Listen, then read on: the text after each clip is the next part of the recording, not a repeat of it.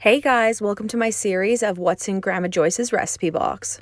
Today we're going to be making her famous ginger snaps. First, start off with grabbing all your ingredients and getting them ready to combine. Have your butter at room temperature, grab your sugar, your vanilla, your egg, flour, ginger, clove, nutmeg, baking soda, salt, and molasses.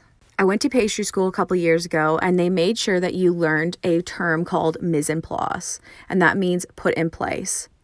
So it's saying that before you want to start your recipe, you want to make sure that the oven is preheated and you mix all your dry ingredients together and the wet ingredients together. And one of the keys is to have room temperature egg and a room temperature butter. You also want to put a bowl of sugar aside for later when you roll the balls. With that being said, let's get started with the recipe. Start by mixing all your dry ingredients together and set aside. Then you're going to want to cream together your sugar and your butter until light and fluffy. Add your room temperature egg and give it a good whisk. Next step is you want to add your molasses and your vanilla. And again, give it a good whisk.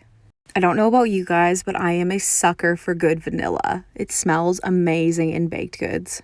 You can also use a spatula to make sure that you scrape all the sides of the bowl and the bottom to make sure it's all incorporated. Next, add the dry ingredients. Give your dry ingredients a good stir until the wet is incorporated into the dry.